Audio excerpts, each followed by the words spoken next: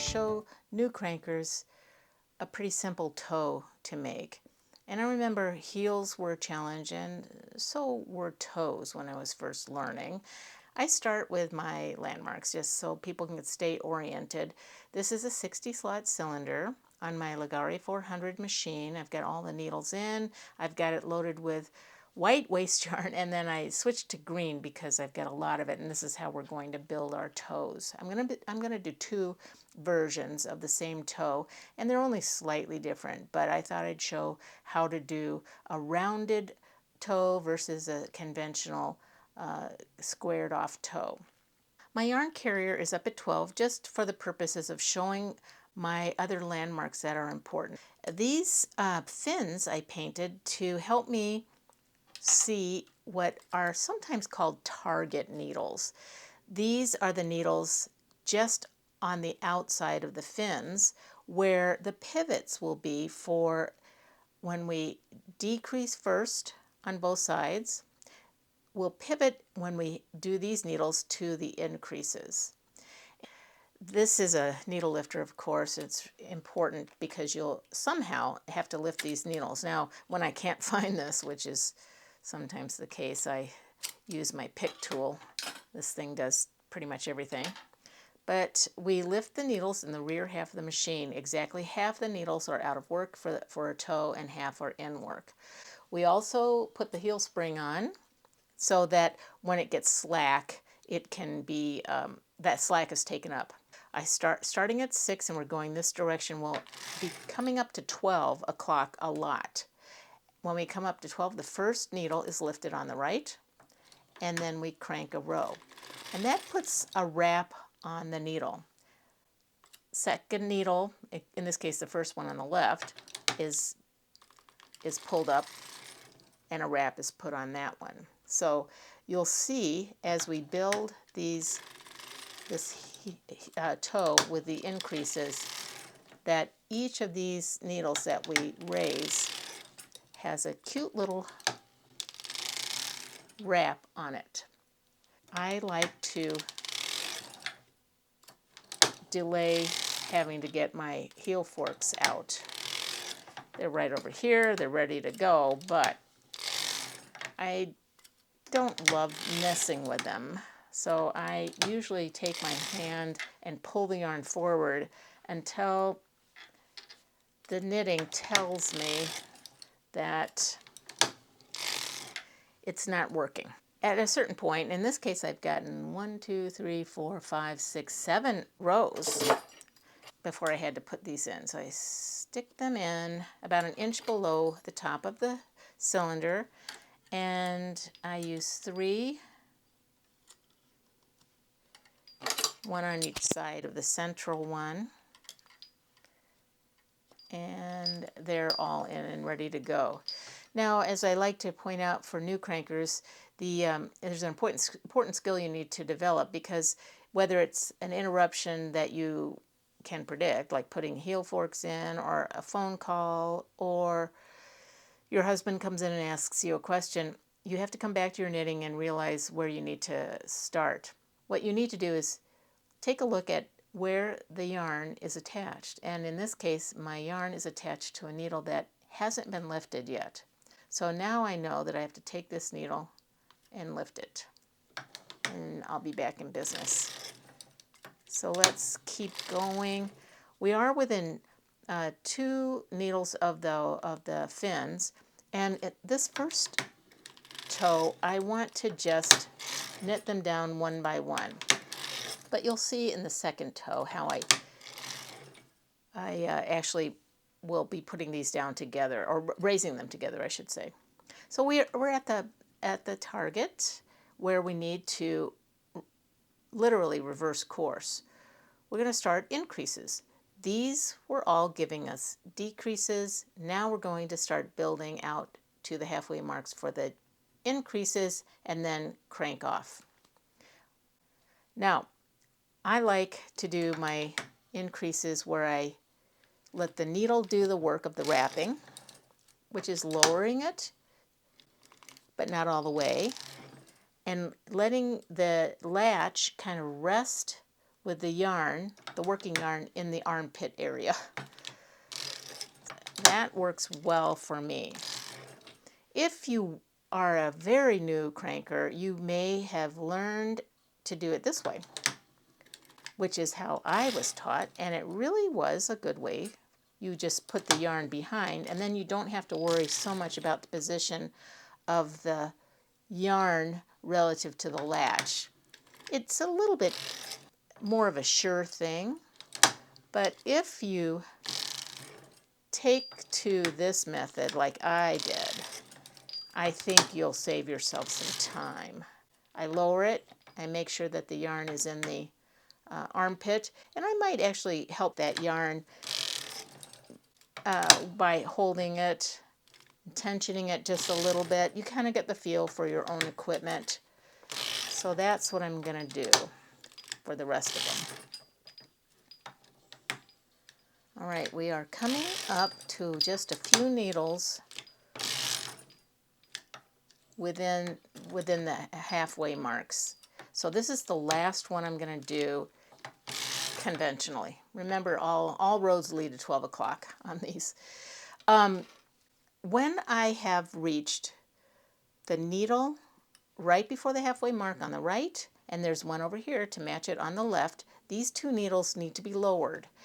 And on a toe only, what we do is lower them together, because we're resolving these wraps together with one stroke. With one round, we're going to take that around, get that one, and then that one. What we want to do is crank so that we leave space for the last row. And the last row is done as a grafting row, usually with the Kitchener stitch. You want to lower the last one on the right, the last one on the left together, crank around at 12 o'clock. Your yarn will be at 9 o'clock, which is a little unusual for most transitions occur at 3 o'clock.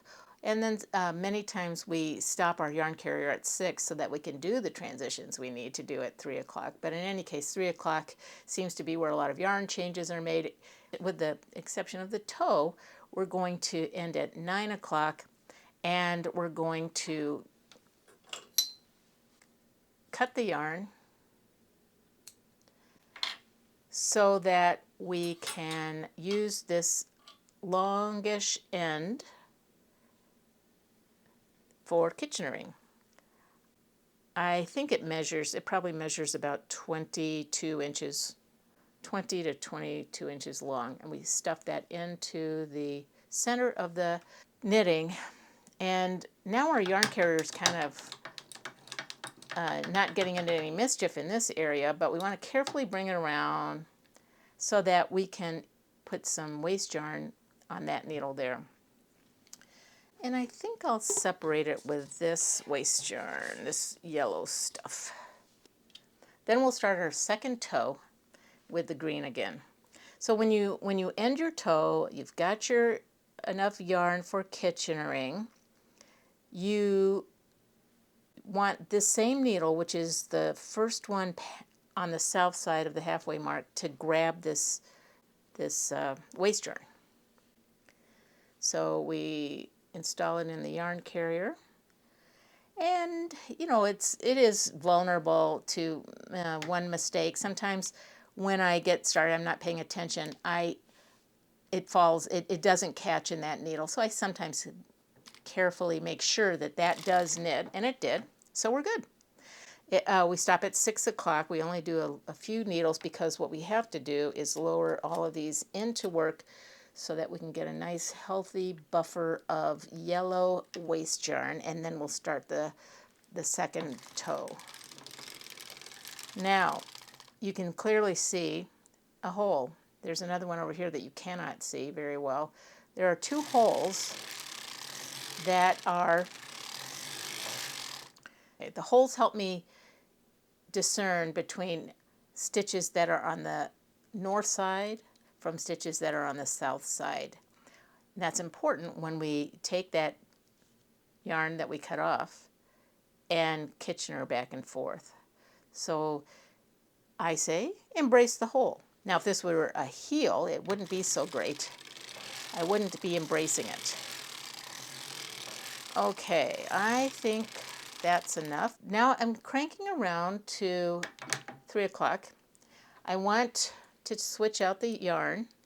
I'm cutting it, and I'm laying the yellow waste yarn with a little bit of a tail into the center of the machine so I can pull that off and now start the green waste yarn, which we're going to pretend is project yarn.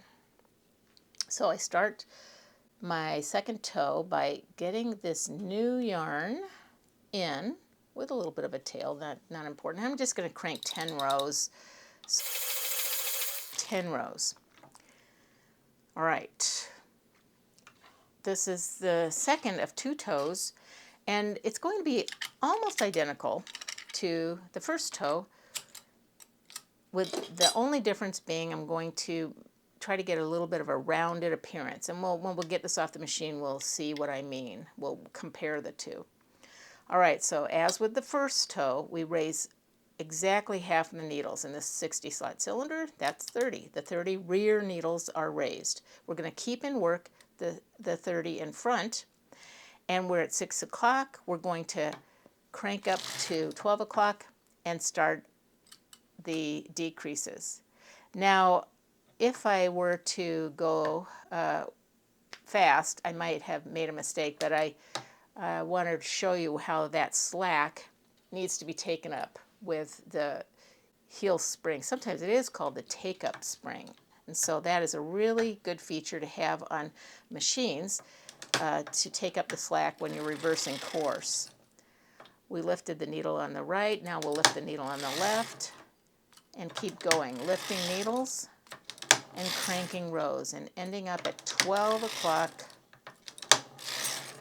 I'm watching carefully to make sure my yarn, my knitting isn't riding up. There it kind of hopped up, but I think I'm still good. I don't think I will tempt fate anymore. I'll move my heel forks up from the first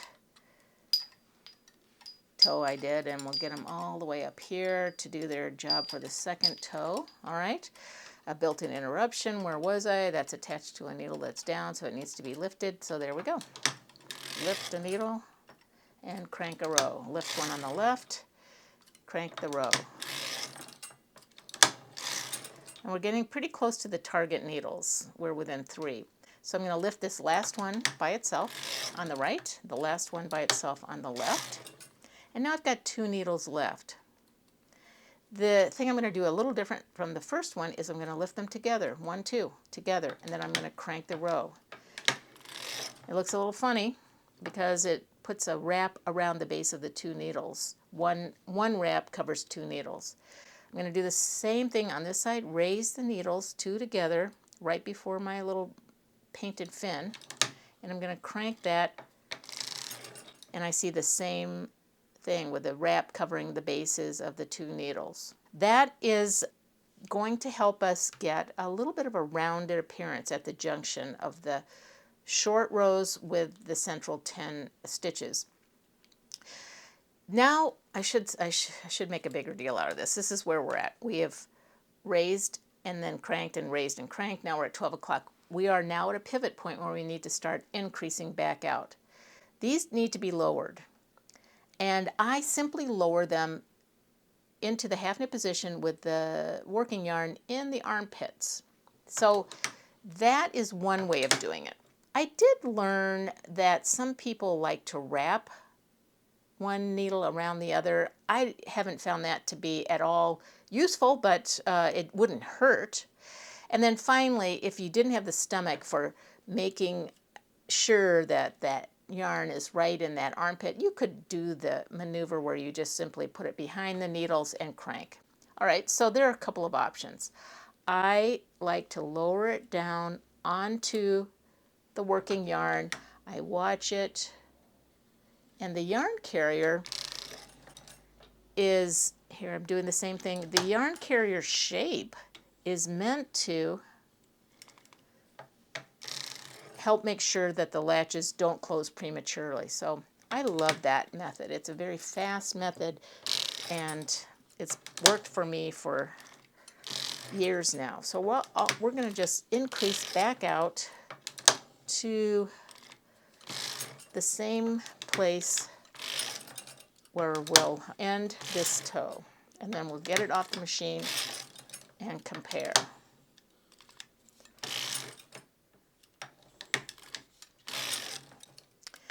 As you can see, well, that one didn't. But as you can see, I use my hands right down into the pocket so that I can help the heel forks do their job. Oh, and I almost forgot something. I think it's not too late. I want to show we're almost done, so bear with me. And I may regret doing this, but I'm going to take my heel forks off because I want to show an alternate way of holding your knitting pocket down. It's all loosey-goosey. We need something to put some tension, local tension on this. Central weight stack doesn't work because that's all floppy. We've created a little pocket there. But I got this cool, it's based on an antique design where you have several points that you can insert and grab the knitting this way, and you can pull, you can use your fingers on top of those little points, like almost like teeth. I'm probably making a big mistake by doing this so late in the project, but that's how it works. You basically use it that way. I love it. It's cool. I have to say I still like my heel forks for most work, but that was a really neat device that a friend of mine gave me, and I just love it. Okay, let's put these back and let's get real again. We're going to finish this toe. We've cranked to 12 after lowering the needle on the left. We have 2 needles left. We have this one and this one. It's important on toes to remember that you have to lower these together, to knit them together, to knit them at the same time, to resolve the wraps at the same time.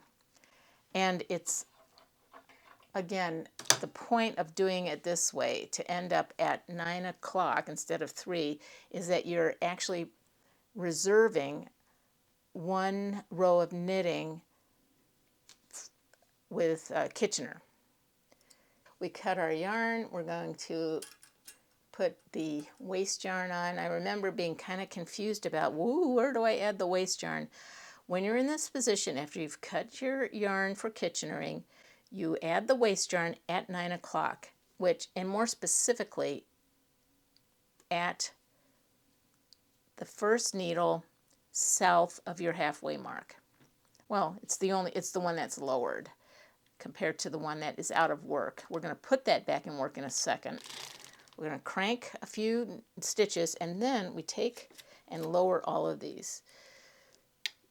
Make sure to lower them so that the latches can do their work, the half knit position, and we're good to go. We're going to crank, embracing the holes, and let's compare these heels. Cutting the waste yarn. Let's take off all the weights. And recognizing when you're taking off all the weights, which I'm doing here, the central weight stack as well, and you want to knit off, you got to remember you got this big pocket, so just pinch it from below and crank off. So now let's take a look at the toes we just did. Cast on bonnet, white waste yarn, and this first toe would be right here. The transition between the short rows and the middle 10 is a little abrupt, but I still think that's a fine looking toe. If you want to do one that's a little bit more rounded, this is the one where we came within 2 needles of the target fin, and we raised 2 on the right, we raised 2 on the left, we lowered 2 on the right, and we lowered 2 on the left. And that gives just a bit of a rounded appearance. Now, because you're combining needle rows, you'll be short by 2 rows, and that shouldn't be a huge deal. But keep it in mind if you're wondering about the effect of cranking doubled needles. It does impact the length of the foot. Finally, I know some people that even want a more rounded toe or heel. This would work for heels. And they actually do pairs, 2 pairs on each side, sometimes even 3 pairs on each side. So that's an option too. I think there's some videos that show that. All right, I hope this helps you with your toes.